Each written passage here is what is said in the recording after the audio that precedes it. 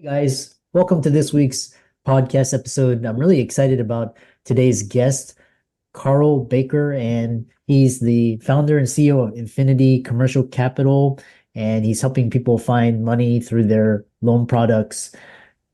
It's going to be a fantastic discussion about finance, real estate, financing, and I love having entrepreneurs on the show talk about their business. So, Karl, welcome. Thank you very much, Christopher. Nice to be here. I really appreciate it. Looking Yeah, forward we to it. were, yeah, I'm really happy to have you. We were chatting backstage, about the whole weather, and kind of talk about your background, your experience, and how you got to start Infinity Commercial Capital. Sure. Well, I'm a licensed CPA, have been since 1992, so for over 30 years. I spent 25 years in public accounting as a corporate auditor. And that took me really all over the country, professionally and personally. I lived in Missouri for many of those years, and I lived in Boston, Massachusetts for many of those years. So, and then since then we've moved back to Missouri. But for 25 years, I was a corporate auditor, and 7 years ago, I kind of went back to my roots and asked myself, how do I want to spend time? And I really wanted to spend time doing value added, forward thinking consulting. And, I've been in finance and financial related stuff for a long time. So I didn't really want to totally reinvent myself, but wanted to do something related to finance and financial stuff on a kind of a go forward basis. So I became a consultant, a CFO consultant, and on the entrepreneurial side, that caused me to realize, hey, I can earn a living on my own. I jokingly told people that my mission statement, you got to have a mission statement. My mission statement when I started in 2017 was don't go bankrupt. And when I realized that I could earn a living, it caused me to free up my mind and I found myself thinking, what do I really want to do? What do I want to do? And I went back to my roots as a college age student, and I really wanted to be a banker, a lender. And so I coupled all of that. I coupled my financial expertise, my accounting and financial reporting expertise, and became a commercial loan financing advisor about 4 years ago.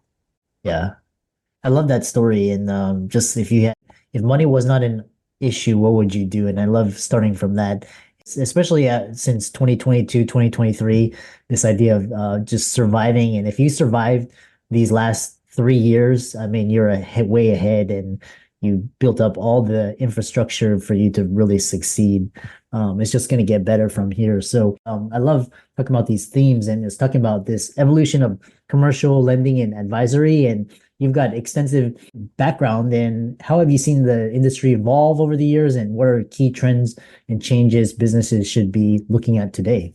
Well, so I guess I would say the economy, it's kind of like what politicians say, it's the economy, stupid. And just understanding the need to look at a business, build a business the right way, and do that in a way that is a part of your expertise and a part of your skill set and your interests.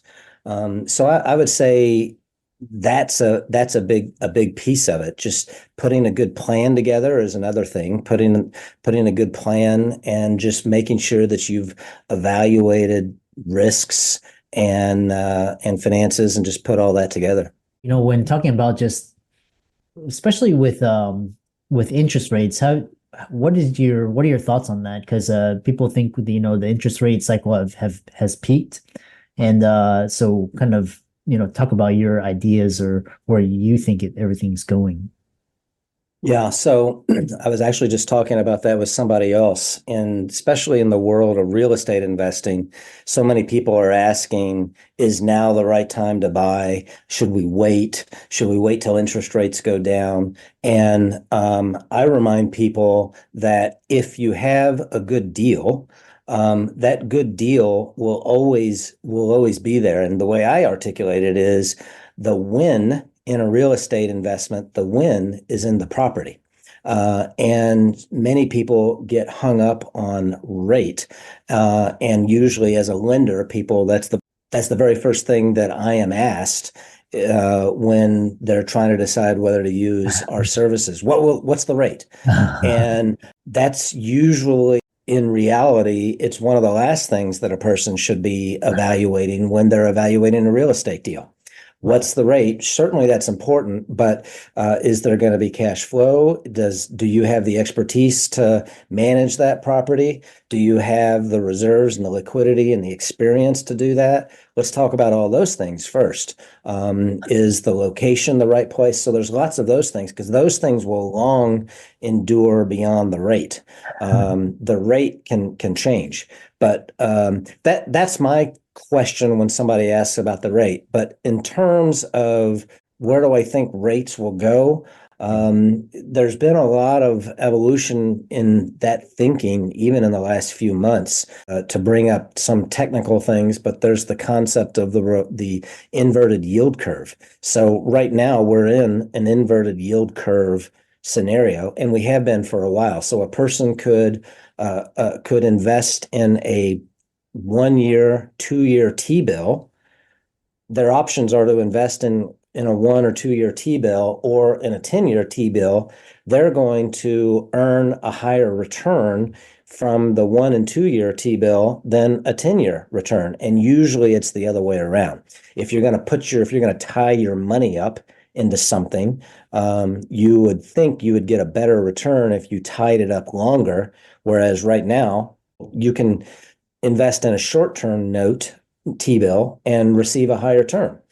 We're waiting for that to flip, and we think that will be a trigger point for the economy. But I do think over the next 12 months, and I'll stop talking here in a second, but over the next 12 months, I do think rates are going to come down. There's just a lot of economic pressures. There's political pressures.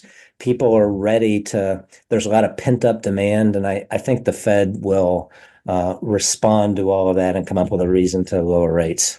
Yeah, it's quite interesting because basically it's really how you look at things, and it really makes it hard when the interest rates change, and it's like they're able to change it on a whim, and then you have to kind of resort to, like, sometimes people speculate on these things, but ultimately the deal works if the numbers work.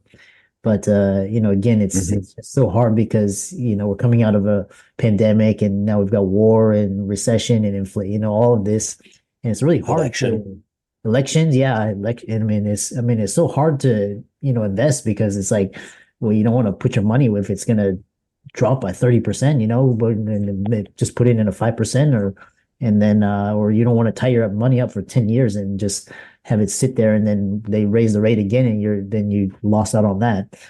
Well, that highlights the importance of taking a professional approach and understanding the risks, and capitalizing on and responding to those risks, and doing that in the right way. If you don't have any experience in managing a 100-unit multifamily apartment complex, well, it's going to be difficult. First of all, it's going to be difficult to procure that property and manage it effectively and obtain the financing you need. But if you could get through all of that, there's real expertise needed in that and understanding that. And that's just an example. But it really highlights the need to understand the risks, understand the skill sets, and understand how to evaluate a deal and whether it's a right deal for you or not. Yeah. Kind of the next question I have is strategic financial planning for businesses, and you've been involved in this area. And share your insights on how businesses can effectively plan their finances and investment to ensure long-term success. Kind of piggybacking off this idea where economic uncertainty, you're talking about profiting from risks. So I'm curious to hear your thoughts. Yeah. Well, I think understanding what it is, if we're just talking about strategic planning from a business perspective, whether it's related to real estate or owning a pizza shop or a gas station or whatever, some of the overarching skill sets related to all of that are the same, and understanding what your plan is, what are your interests, what are you trying to accomplish, Who is your customer base? Do you have the following that you need to have the customer base? In the world of there's actually it's a whole thing to help business owners navigate through the concept of strategic planning. It usually starts with some sort of a SWOT analysis, strengths, weaknesses, opportunities, threats. That can become cliche, but it's really true. Understanding what your business plan is. Do you have a business plan? What are you trying to accomplish? And those sort of things. And then just navigating through that. Like I said, again, all of this, we know all these are topics of discussion and ideas, and we're just kind of skimming the surface. And, again, it's not, none of this is like professional advice. It's just more to kind of whet your appetite.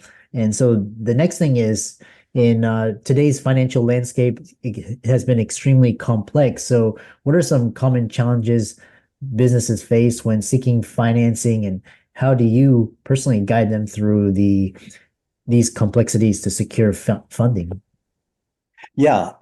So I use the concept or the phrase financial positioning. I think if a person is wanting to get a loan, and just very briefly, I've done this before and I made mistakes and I learned lessons. 20 years ago, I was thinking about being an entrepreneur. I was knee deep in my public accounting experience.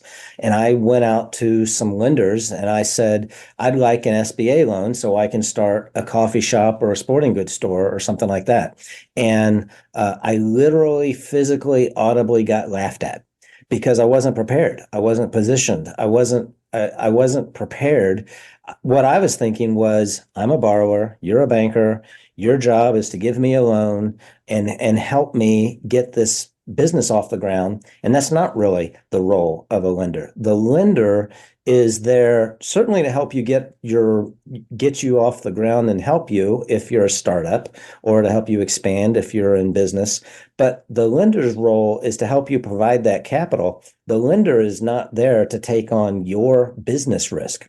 And I think that's important to understand, is the difference between lending risk and business risk. A lender is not going to take on your business risk.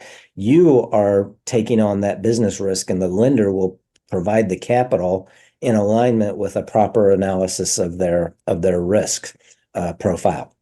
But understanding all of that, understanding the lender's role and positioning yourself to qualify, I think, is a great first step. Understanding what it is you're going to do to get a loan, and understanding what I call the 4 C's: cash flow, credit, collateral, and capacity of borrower.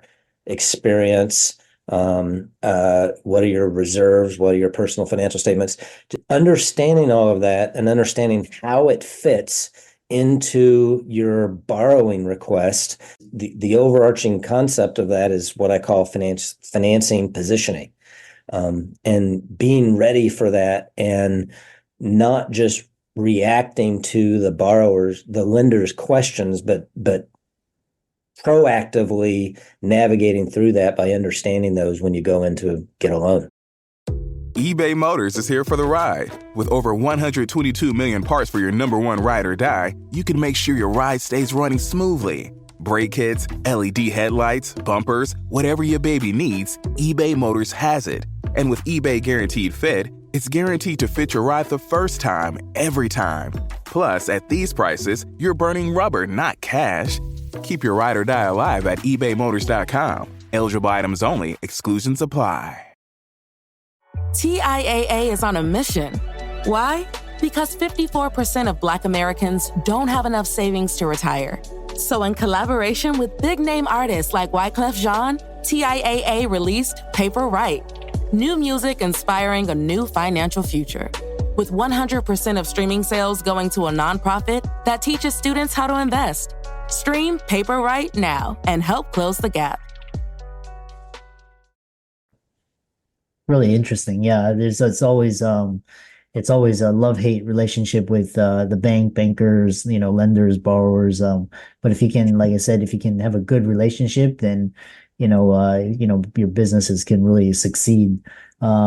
Talk about non-traditional financing and how has that changed the playing field for businesses, and give some examples of non-traditional financing in modern business. Yeah, I think this is a fascinating subject. So we're all taught from the age of 16, when you need a loan, you go to a bank, right? You get your first car, then you turn 25 or 22 or whatever, and you buy your first house, you go to a bank. And by saying all that, I am by no means downgrading the importance of banks in society. I don't mean it that way, but there are other places where you can get a loan. And it really just depends on what type of loan you're seeking. But let's just talk about real estate for a second. Of course, you can go to a bank and get a commercial or a conventional loan for a real estate investment. But a little known secret, until you get into it, there are many non-bank lenders across America that are competing with banks in providing capital. They might be bridge lenders. They might be helping real estate investors with rehab type projects. There are non-bank mortgage lenders that are providing 30-year fixed rate commercial loans.